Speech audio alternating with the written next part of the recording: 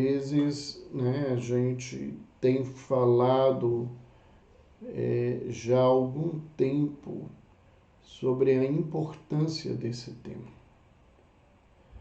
sobre como nós vemos esse tema sendo tão necessário no nosso tempo, em nosso momento atual, no nosso país, no nosso planeta. É fundamental que a gente se ocupe em falar sobre a paz. Embora seja um tema importante, muitas vezes ele é negligenciado por nós. Muita gente não quer saber de discutir a questão da paz e caminha nesse tema vendo como se ele não tivesse nada a ver com a própria criatura e que a nossa preocupação com ele é desproporcional. Que a paz ela tem que acontecer, se ela vai acontecer, e nós só normalmente valorizamos a questão da paz quando estamos em momentos de guerra. Então, isso é importante para que a gente possa pensar. Nesse contexto do nosso tema, eu queria lembrar, porque vai ser sobre isso que nós vamos estar conversando em saúde mental, que esse trabalho mundial por uma cultura de paz, ele tem 8 pilares nos quais todo o movimento se fundamenta. O que são esses pilares?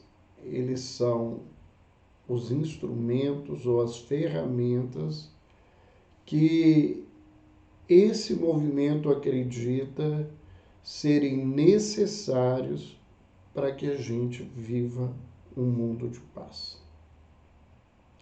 E nós vamos conversar sobre esses pilares focando o tema principal do nosso canal no YouTube, o tema principal que é a ocupação do nosso trabalho, que é a saúde mental.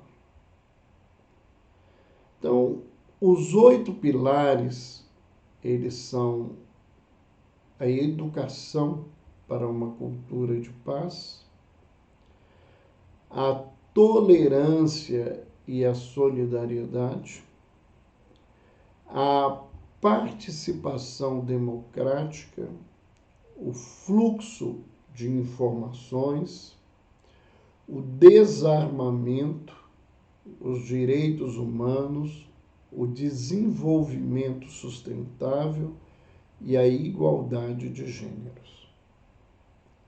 Então, é dentro dessa perspectiva, desses pilares, que nós vamos pensar um pouco na nossa saúde mental.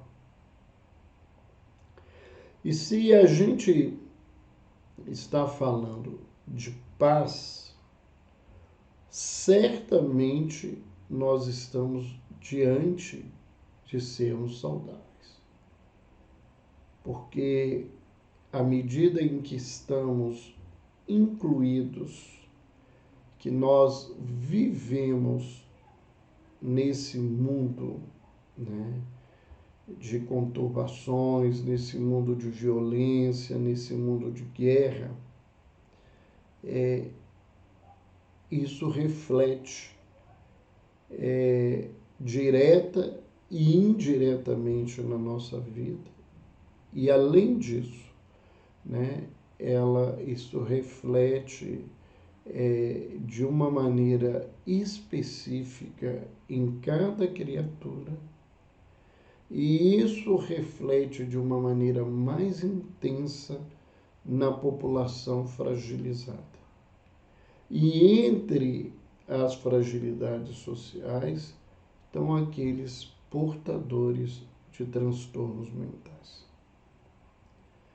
Então, isso é muito, muito importante para que a gente pense nesse contexto.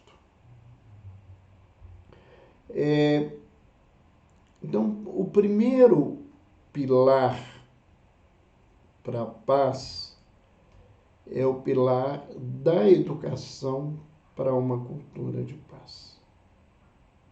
Ou seja, para que a gente possa construir a paz em nós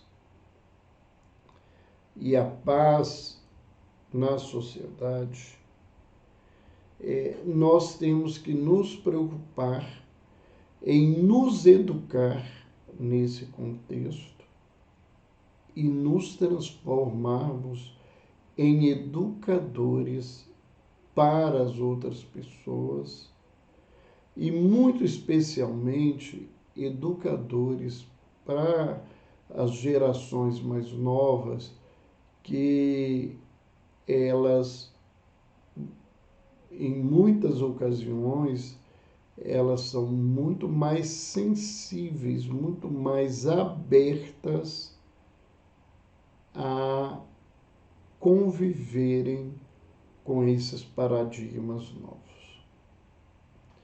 Lembrando, né, que a palavra educar, né, ela tem uma origem latina, educere, que significa tirar de dentro.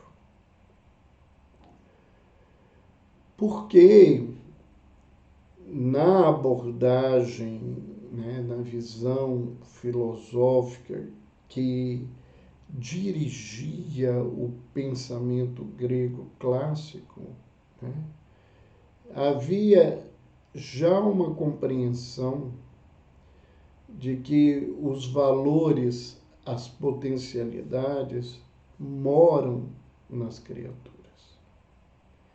Então, educar não é colocar algo de fora para dentro. Não é isso.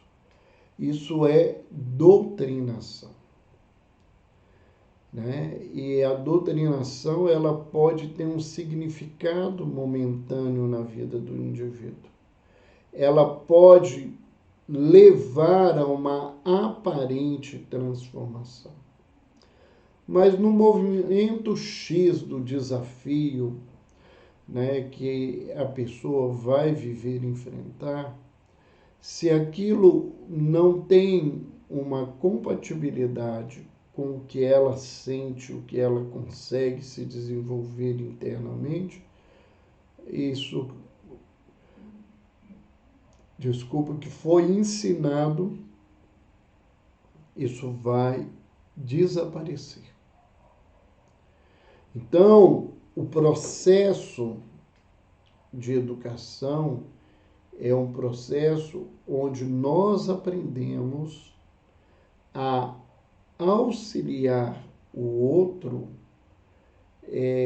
a recolocar na sua própria vida ou colocar na sua caminhada as potencialidades e as virtudes que moram dentro dele.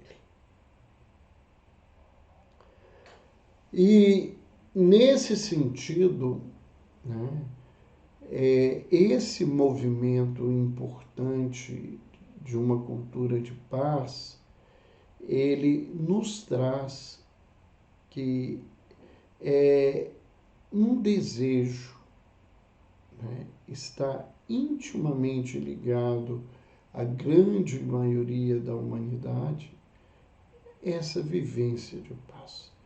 Quando eu falo da grande maioria, porque existe, né? Uma porção social voltada a transtornos de personalidades sociopáticas ou psicopáticas, né? São sociopatas ou psicopatas que, por uma ausência da culpa, né, eles atuam no mundo de uma maneira a cultivar a violência, o ódio, a discriminação e tantas outras coisas, causando sofrimento para as pessoas sem nenhuma preocupação. Mas eles são minorias. O grande problema é que muitas vezes eles se localizam socialmente em pontos da sociedade chaves, nas lideranças políticas, nas lideranças culturais, nas lideranças religiosas, e eles conseguem, né, exercer um papel grande de agressão social que assusta a toda a comunidade. A situação da educação, ela deve ser sempre lembrada que a educação é um processo. O que é um processo? Ele tem um início, né? E ele tem um desenvolvimento, e esse desenvolvimento pode se ampliando até o infinito. O que significa isso, na verdade? Primeiro, nós não nos conhecemos nem em virtudes, nem em potencialidades. A grande maioria de nós tem uma ideia falsa da nossa realidade íntima. Somos capazes, às vezes, até de acreditar que temos virtudes as quais não se fazem presente na nossa caminhada. E, geralmente, negamos as nossas deficiências, os nossos defeitos morais, acreditando que nesse processo de negação as pessoas não vão perceber a nossa realidade. Então, esse processo, ele caminha numa amplitude que nós não temos capacidade de abarcar com a nossa inteligência. Temos potencialidades que a gente não tem a menor ideia da presença delas na nossa vida. Por que isso se faz importante em saúde mental? Primeiro, porque eu entendo, né, como profissional da área de saúde, que eu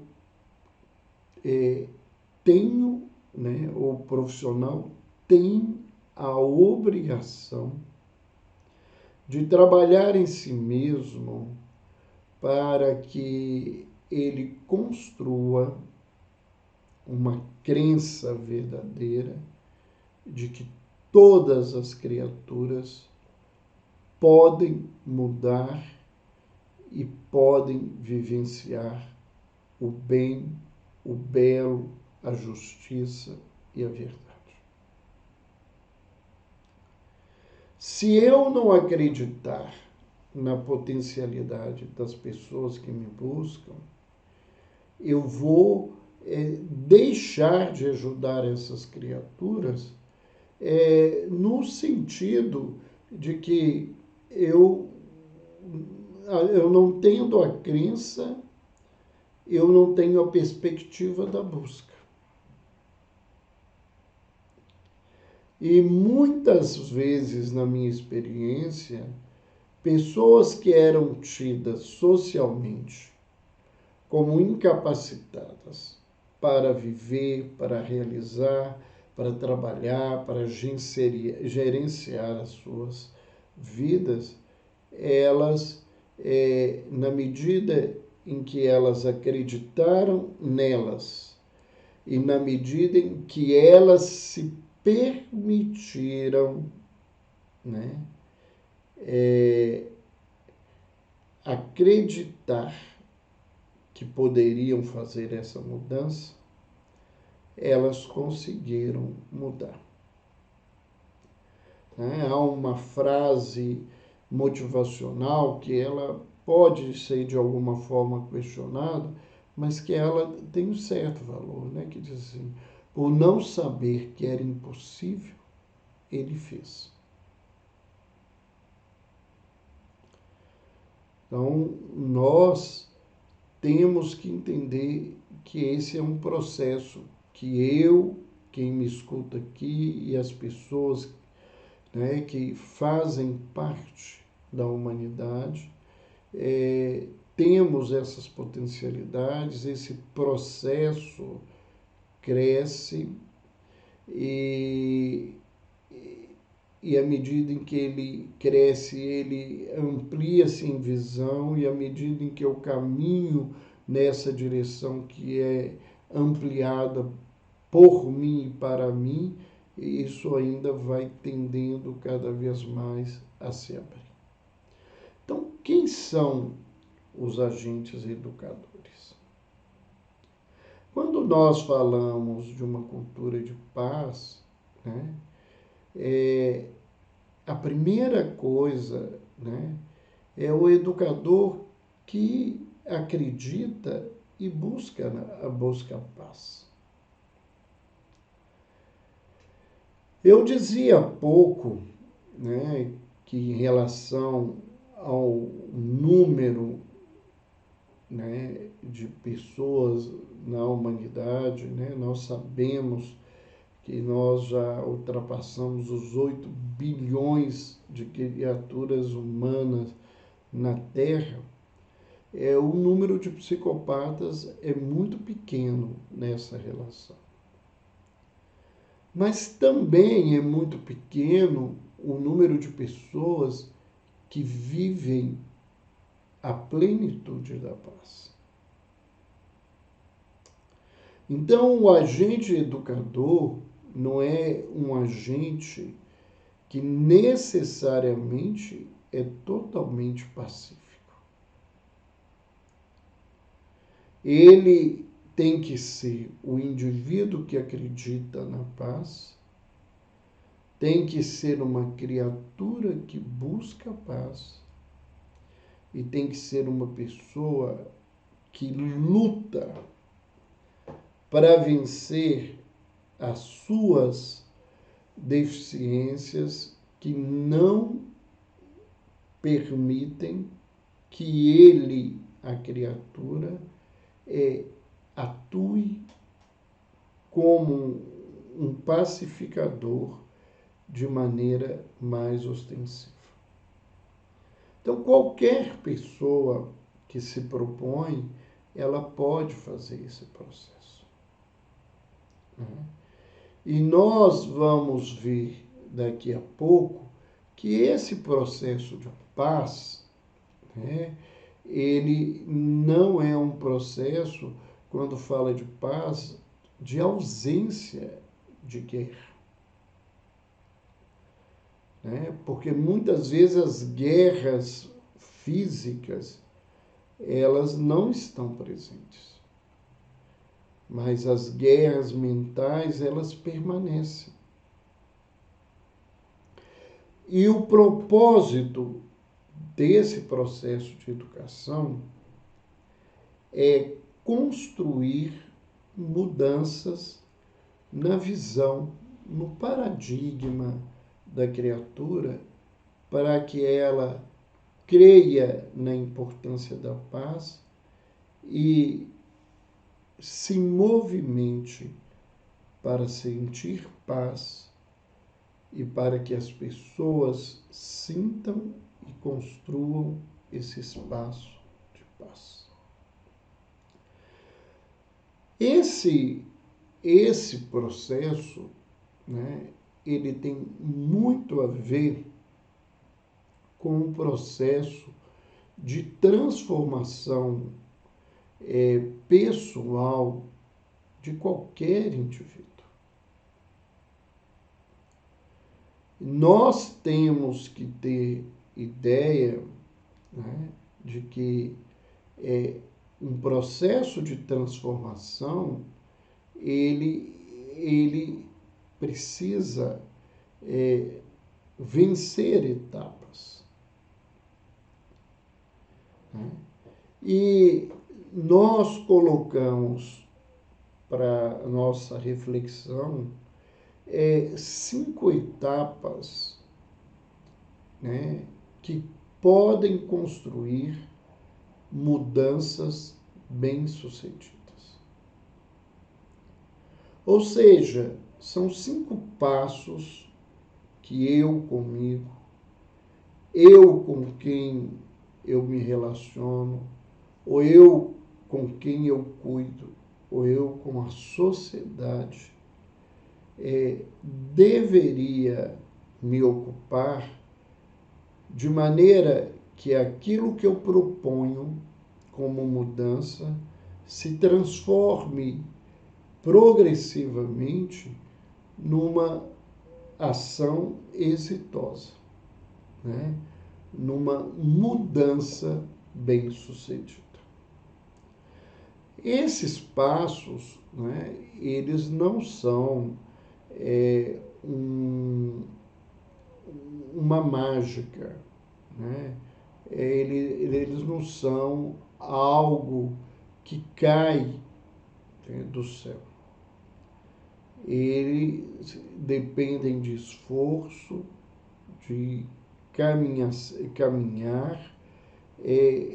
dentro desse processo de mudança. Então, a primeira coisa nesse trabalho de transformação que eu estou colocando a partir dessa cultura de paz, mas voltando para cada um de nós, é a conscientização. Eu preciso ter consciência, né, do que seja paz. Eu preciso ter consciência do que está ao meu redor e que geralmente é conflito e guerra. E eu preciso ter consciência que existem instrumentos, que existem posturas, que existem atitudes que podem nos levar a uma mudança. Paralelamente a esse processo de conscientização, a gente precisa desejar, ou mais do que isso, a gente precisa querer viver em paz. E esse passo, ele é bastante complexo na nossa vida pessoal, nos nossos relacionamentos mais íntimos. Porque geralmente a gente não para perguntar se nós estamos nos propondo a construir a paz nos nossos lares, a construir paz nas nossas vidas, a construir paz na caminhada das criaturas.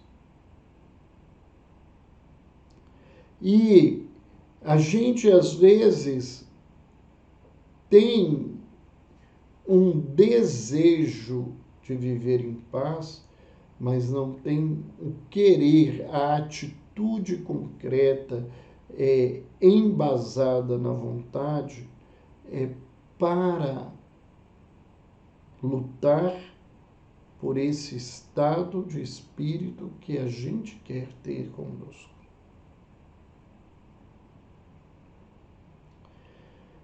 Para isso, né, dentro dessa proposta de mudanças bem-sucedidas, né, eu preciso ter conhecimento. Eu preciso adquirir recursos, eu preciso adquirir técnicas, eu preciso ter autoconhecimento, eu preciso ter conhecimento do mundo que eu vivo, da sociedade que eu estou, dos paradigmas que ela tem. Porque se eu não tomar conhecimento das coisas, muitas vezes eu vou ficar iludido, acreditando que eu estou caminhando para a paz, e em outras ocasiões, né, eu vou estar buscando algo que não é verdadeiramente o objetivo que eu tinha me proposto anteriormente. Eu tenho que ter conhecimentos para poder entender que a nossa sociedade, ela é muitas vezes, e aí nós nos incluímos, nós não estamos colocando uma coisa de julgamento, mas uma reflexão.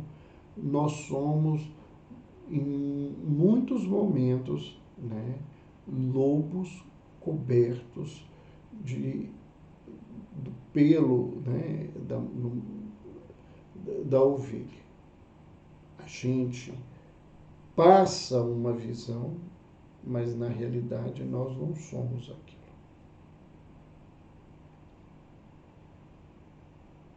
E se eu não conseguir sair desse caminho e desse processo, eu não vou, né, alcançar a minha paz interior, porque só as pessoas que são verdadeiramente pacíficas, elas conseguem ter autoridade de movimentar ações pacíficas nas outras criaturas, mesmo que elas não consigam viver essa paz todo o tempo em plenitude nas suas caminhadas. Para fazer uma mudança bem-sucedida, eu preciso de habilidades. E para trabalhar pela paz, no movimento imenso de paz, eu tenho que ter muitas habilidades. Um grande exemplo da história de uma busca de cultura de paz foi Mahatma Gandhi. E ele, né, se munia de inúmeras ferramentas emocionais, de ações, de posturas, de vivenciações nos relacionamentos ou no seu próprio comportamento, que são habilidades para que, não conseguindo um funcionamento adequado em determinado momento, as coisas pudessem fluir de maneira melhor posteriormente. E, para uma mudança bem-sucedida, né, eu estou falando, né, para quem está entrando aí agora nos escutando, mas para, né, uma mudança bem-sucedida, eu preciso de reforço. Reforço do meu processo de conscientização, no meu querer, reforço no meu conhecimento, na minha habilidade. Não tem jeito, né, de eu poder ter mudanças bem-sucedidas sem buscar essas atitudes, esses comportamentos na minha caminhada. Então, esse processo de educação, ele envolve todo esse contexto. Um outro pilar da cultura de paz e que a gente gostaria de vincular com a saúde mental é o pilar da tolerância e da solidariedade. A gente começa a lembrar, né, que as pessoas intolerantes, né, elas normalmente elas têm a ilusão de serem melhores que os outros e a ilusão de achar que as suas atitudes é que são corretas e que elas não são obrigadas a tolerar o diferente, a tolerar o outro, a tolerar o desejo e a postura do outro. Um dos elementos que agravam a condição de um portador de transtorno mental é a intolerância social para viver e conviver com o portador de transtorno mental. Né? Nós vemos uma intolerância que não acontece só na família, ela acontece em todo o âmbito social e, infelizmente, ela existe no campo da saúde, na área da saúde entre os profissionais, né? Mais demarcado aos não participantes da saúde mental, mas existem pessoas que parece que não entenderam o propósito e o porquê de estarem no campo da saúde mental e que não têm tolerância aos comportamentos e às situações que os pacientes convivem. Quando eles têm pelo menos a humildade de assumir esse lugar e não trabalhar com esse tipo de pessoa, é menos mal. Mas quando a arrogância pessoal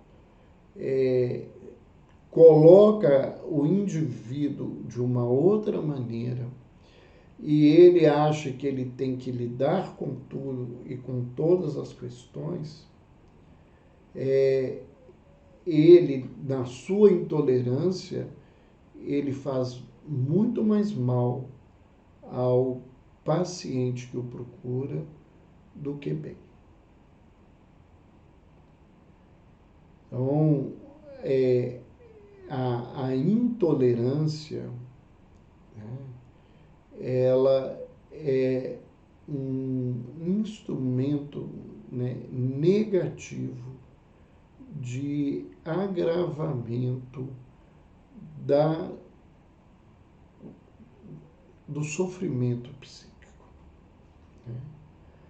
Mas a nossa intolerância, né, e às vezes a gente não tolera nem as nossas coisas pessoais, a nossa intolerância em relação a terceiros, a nossa intolerância ao comportamento do outro, principalmente o comportamento diferente, a escolha diferente, a ideia diferente, é um dos instrumentos que constroem a violência, né, e a guerra, o ódio no mundo.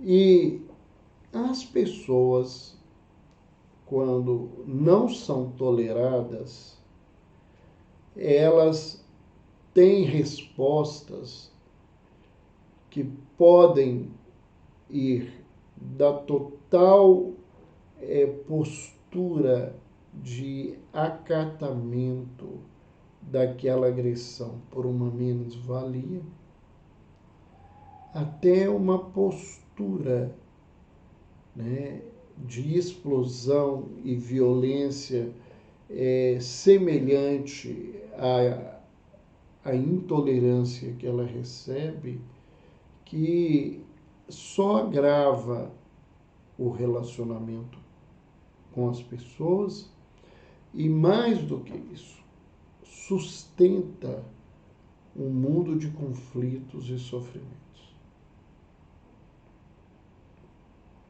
Então, tolerar, né, não é só suportar o outro, porque tem muita gente que acha que tolerância é só suportar as pessoas.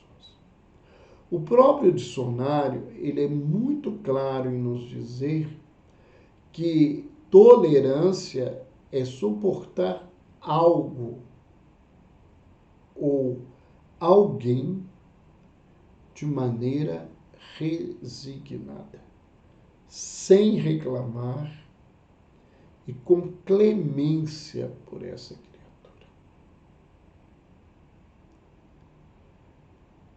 Então, o que a gente vê muitas vezes é a gente suportando o outro, suportando uma situação.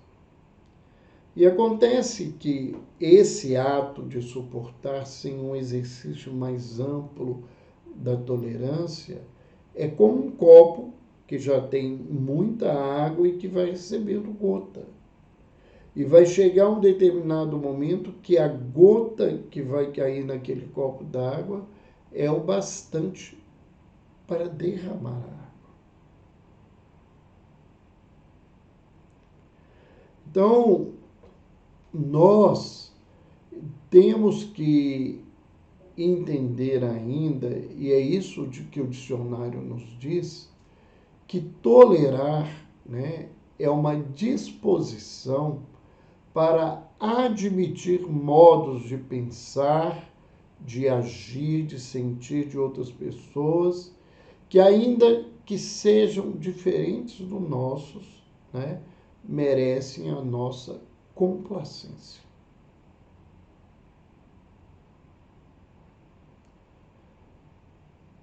Então, o tolerar envolve eu ter alguém que tem um quadro de ecolalia, né, que ele repete a mesma coisa várias vezes, e eu ouvir isso resignadamente.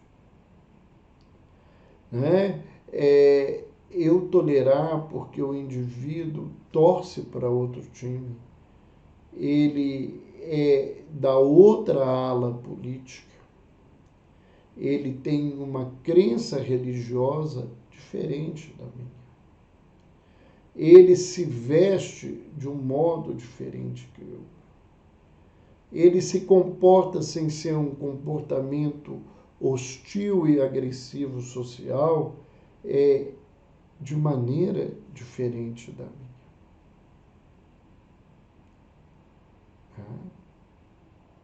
Essa intolerância, ela provoca inúmeras situações que nós não podemos nos esquecer, né, que criam ambientes e condições internas para um adoecimento emocional.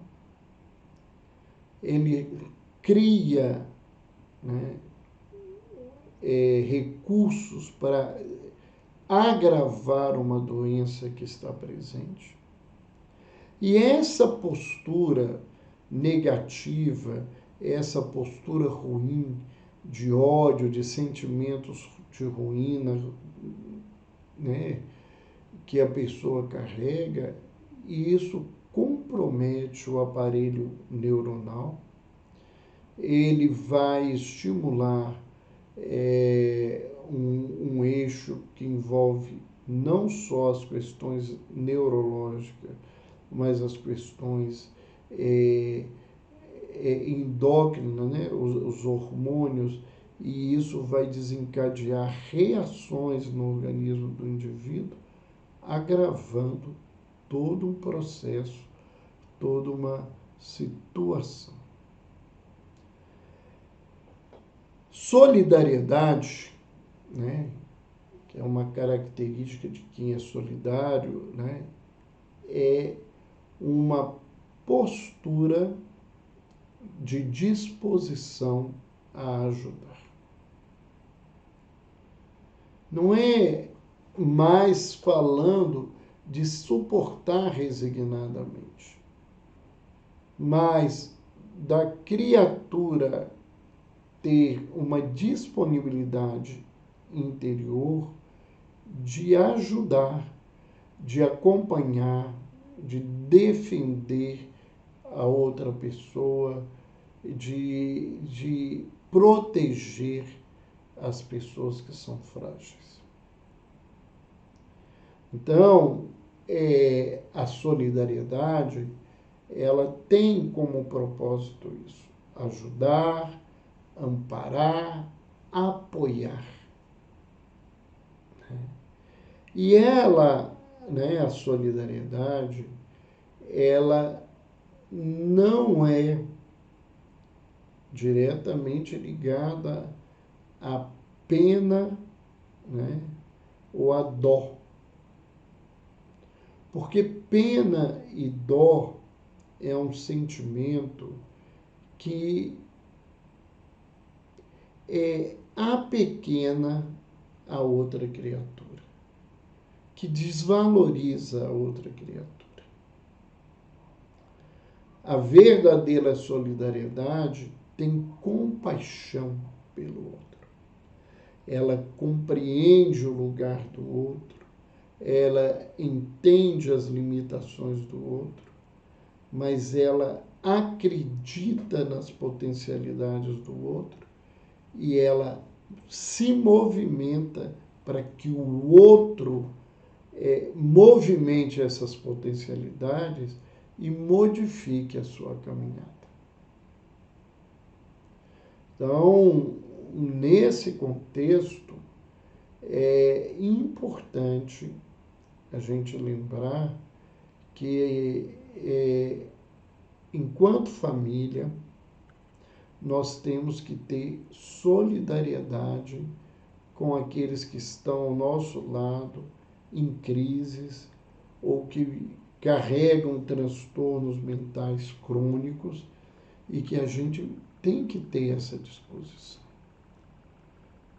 Esse é um processo que nós não podemos nos esquecer.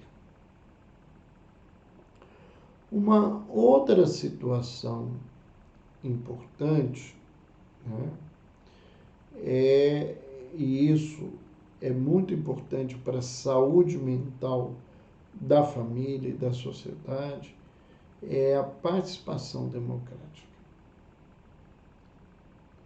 A gente fala muito de democracia, mas um regime verdadeiramente democrático, né, certamente como propunha a República de Platão, ele está no campo do ideal. Nós não temos regimes democráticos em pleno funcionamento e em suas mais diferentes áreas e abrangências. Né? Mas a gente tem que aprender para viver numa relação familiar de paz, que nos traz um ambiente saudável, ou para viver numa sociedade dessa maneira, acreditar e agir em favor da igualdade, que todos nós somos iguais, né? Somos irmãos em Deus, somos uma raça. Então, essa raça, ela tem manifestações diferenciadas de conformidade do lugar onde ela está, da cultura que ela tem, mas todos somos humanos, todos somos filhos de Deus, né? E a gente precisa entender que no nosso lar todo mundo é igual. Isso não significa que não existam ações de autoridade, isso não significa que tenha hierarquia de responsabilidades e hierarquia, né, de direitos e deveres dentro dessa perspectiva, mas todos nós somos iguais. E que a nossa ação, ela deve ser uma ação equinânime, né? De agir para todos da mesma forma, né? E essa forma é a forma do respeito, da tolerância, da solidariedade. Não é fazendo coisas iguais, porque a gente tem que ter inteligência para entender que tem pessoas que as coisas têm que serem feitas de outra forma para que tenham o resultado que a gente espera. E um grande desafio, que é aprender a abrir mão da nossa visão pela escolha do grupo, né? É aprender, nesse processo de participação democrática, a dar voz e escutar o portador de transtorno mental. Ah, ele é perturbado, nada que ele fala presta. Isso não é verdade. Nós temos que ter bastante clareza que as pessoas, mesmo estando doentes, elas têm direitos. E elas têm direito de falar sobre si e buscar a sua vontade, e isso ser trabalhado e ser conversado com elas, né? Uma outra questão importante nesse processo, em que a cultura de paz fala sobre fluxo de informações, é a falta de informações ou o comprometimento da nossa comunicação dentro do lar provoca conflitos, guerras mentais, quando essas guerras não viram materiais, né? Levam a agressões, a violências e até a morte de alguém dentro desse relacionamento. Então, a gente não é só a importância de se ter acesso às informações, porque é importante que as pessoas possam adquirir conhecimentos, como nós já falamos, até para avaliar as informações que a gente recebe. Porque muitos de nós recebem informações que nós não temos competência, capacidade, inteligência de entender a informação. Então eu tenho que buscar alguém que entenda, eu tenho que buscar outros textos, eu tenho que me permitir refletir bastante, questionar sobre aquilo, para que eu possa vivenciar isso. Né? E é muito claro, né, que é importante que os portadores de transtorno mental tenham informações da sua doença, do seu tratamento, do trabalho que é realizado, mas tem informações dentro de casa do que está acontecendo, dos processos de mudança, das coisas que estão se renovando, porque nós precisamos pensar nisso com maior clareza. E se há algo realmente desafiador na nossa sociedade, é comunicação. Os ruídos nossos, o ruído do outro, o ruído do ambiente, o ruído emocional que nos envolve, faz com que as nossas comunicações sejam errôneas, sejam inadequadas ou sejam comprometidas pelos ruídos que a gente tem. No trabalho, né, por uma cultura de paz, um dos propósitos é o desarmamento. Quando a gente fala desarmamento e lembra as armas, isso para a saúde mental é muito importante, porque o acesso a armas ele facilita a violência que pode chegar ao óbito de criaturas que estão em crises. Seja um óbito pela morte de alguém, né? Ou o óbito, né, pelo suicídio, pela própria morte. Há trabalhos no mundo inteiro mostrando que aonde aumenta o armamento, aumenta o ódio, aumenta a violência social, a violência familiar, aumenta o número de suicídios. Quem acha que arma salva a gente de alguma coisa, ele está com uma visão muito pequena da gravidade que é essa postura. Mas, do ponto de vista emocional, a gente não precisa só se desarmar nesse contexto. Para um mundo de paz dentro do lar, para um mundo de paz dentro de mim mesmo, eu preciso fazer um desarmamento emocional. Eu preciso tirar as armas da violência, do ódio, da raiva, né? Eu preciso me desarmar do sentimento de vingança, né? Para que a minha vida seja melhor. Né?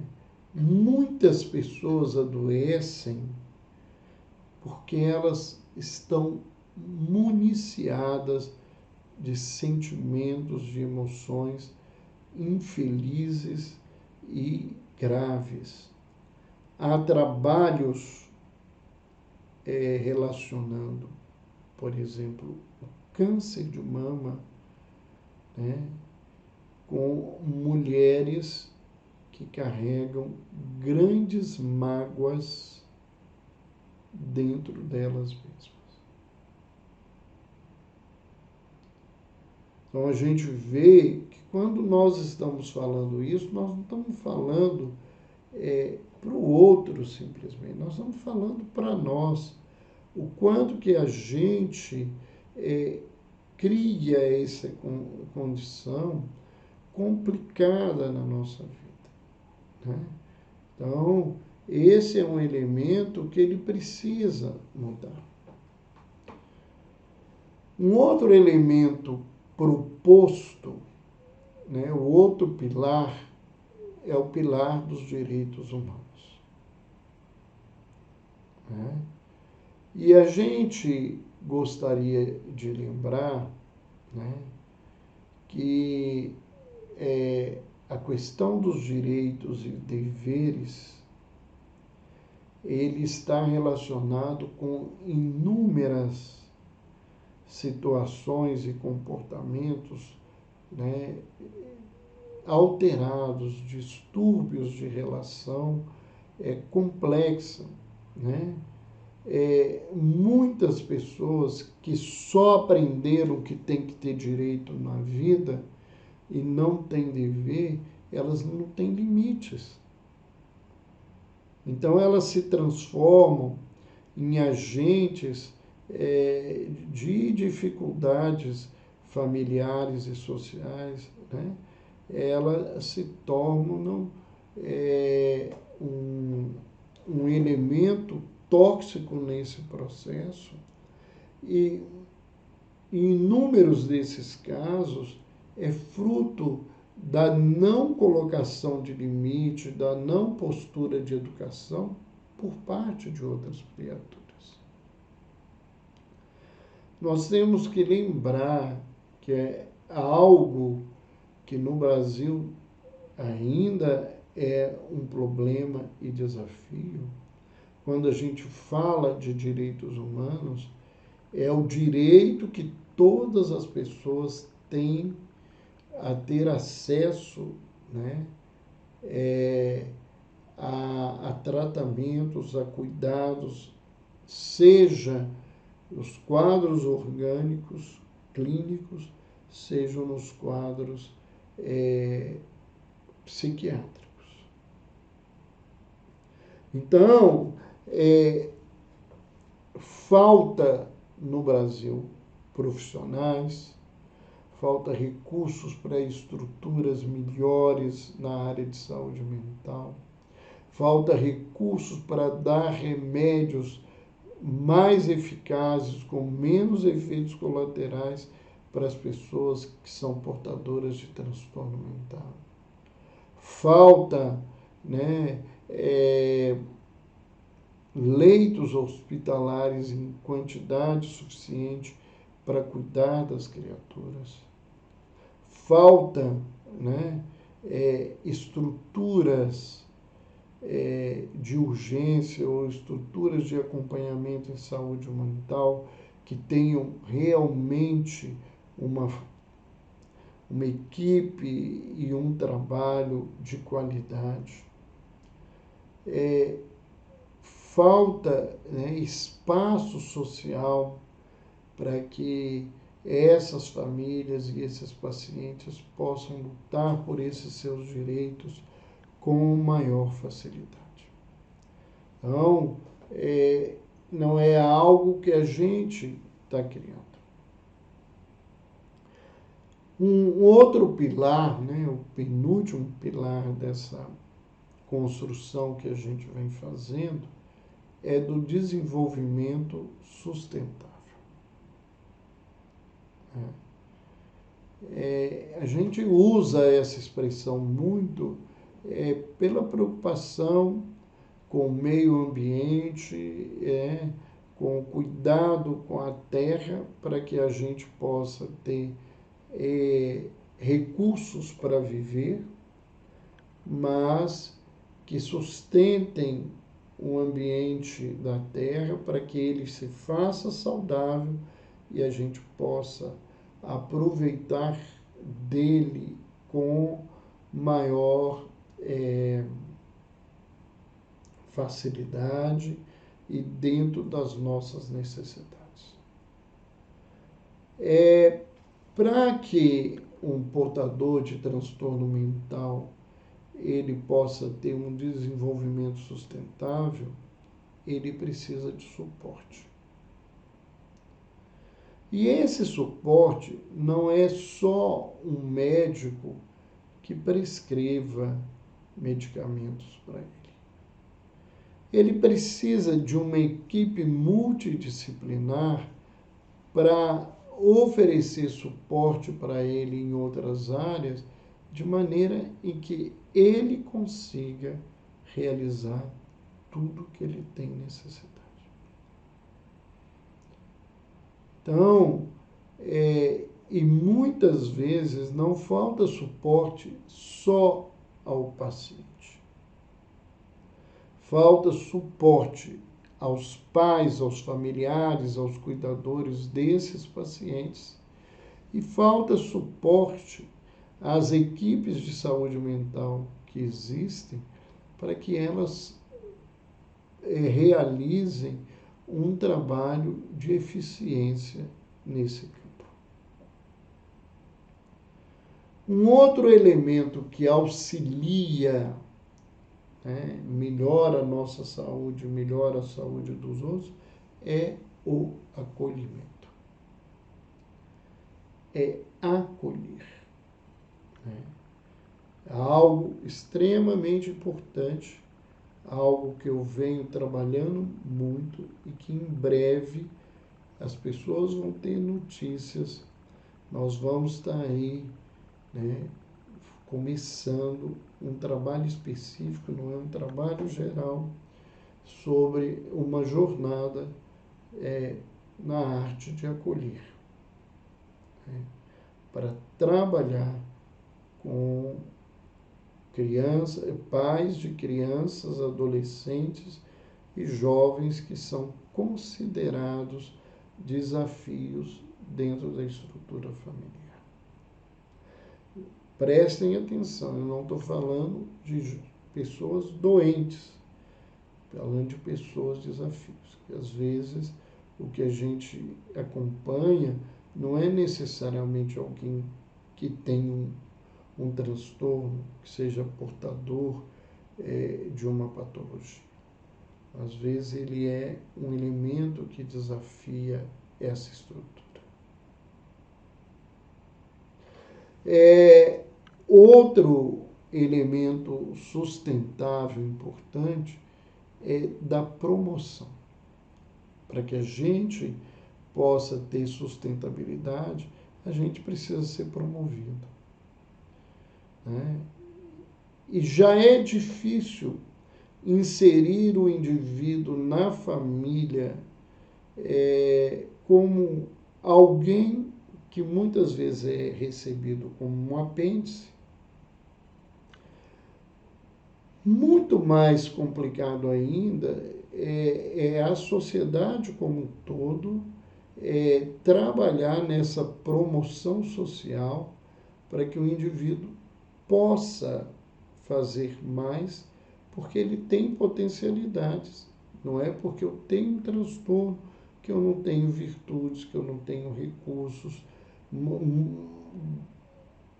A maior parte deles é muito inteligente, então as coisas caminham diferente. E para um desenvolvimento sustentável, a gente precisa trabalhar com uma dupla que é um grande problema de relacionamento, principalmente os relacionamentos a dois. Seja o relacionamento do pai com filho, a mãe com filha, o de irmãos ou de companheiros, que é a vinculação e a desvinculação. Saber onde e que nós precisamos nos vincular com as pessoas e aprender a se desvincular das pessoas para que elas sigam em frente, caminhem tranquilas, mas que a gente também siga em frente e possa se sentir tranquilo e possa oferecer a nós mesmos coisas melhores. E esse último pilar, que é a igualdade de gêneros, nós temos inúmeros problemas de discriminação de gênero, seja a própria discriminação da mulher na nossa sociedade, mas nós temos a discriminação daqueles indivíduos que, embora sejam minoria, eles não são piores e que deveriam ser tratados, né, com o mesmo respeito. E aí nós temos, né, as pessoas trans, né, temos os travestis e temos as pessoas que manifestam essas é, como a gente poderia dizer, essas vivências alternadas dentro do social, que não são aquilo que a sociedade estatisticamente coloca como normal. Porque são todas posições em que as pessoas estão vivendo as suas experiências e elas precisam ser compreendidas nesse contexto. Então, e a nossa sociedade ela é bastante complexa, né?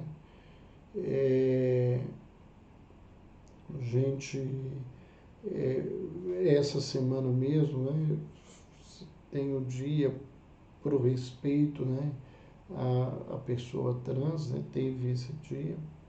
Então a gente precisa lembrar que, infelizmente, o Brasil tem uma estatística infeliz, né, de ser um dos países mais violentos contra a população transexual, um dos países de grande repercussão infeliz de violência contra a mulher, então, contra os homossexuais, né? Então, essa nossa cultura machista, discriminatória, fruto da ignorância e da imaturidade emocional da nossa sociedade, ela tem, né, essa postura que agrava, que provoca, né, que faz sustentar feridas emocionais de toda a ordem na população que tem transtorno mental e mesmo na população que não apresentava transtorno mental e que passa a manifestar algum tipo de sofrimento psíquico por esse tipo de vivência, onde ele é discriminado, onde ele é desrespeitado socialmente. Nós temos muitas mudanças no campo do gênero, no campo da sexualidade. A gente precisa entender isso. As pessoas fazem uma opção de um julgamento moral, né? Nós não estamos aqui para sermos juízes do mundo, né? E quem de nós é capaz de ser juiz do mundo, né? Se o próprio Cristo, né, na passagem lá da mulher adúltera, ele pergunta a ela, cadê os homens que te condenavam e que foram embora? E ele diz, né, eu também não te condeno. Vá e não peques mais. Siga um outro caminho, de uma outra forma. Mas eu não estou aqui nesse lugar. E quem busca uma cultura de paz, quem busca desenvolver essa possibilidade de ser um pacificador, ele vai vencendo esses lugares e esses contextos. Eram essas as nossas palavras de hoje. Nós gostaríamos de lembrar que essa palestra ela vai ser encaminhada para a equipe que vai editar o vídeo e vai colocar no nosso YouTube. Ela não vai ficar gravada no Instagram. Então, já há algumas semanas nós fizemos essa opção, né, de não, né, deixar gravado essa palestra no nosso Instagram. Então, se vocês não conhecem, conheçam o nosso canal, se inscrevam, marque lá a notificação. Toda semana nós temos alguma novidade. Nós estamos aí agradecendo, muita gente colocando as suas opiniões, falando aqui, a Rosilda, faltam pessoas capacitadas para cuidar das almas, não é só tratar a doença, que muitas vezes estão ali com suas enfermidades justamente por isso, né? Está se sentindo abandonado. Nós temos aí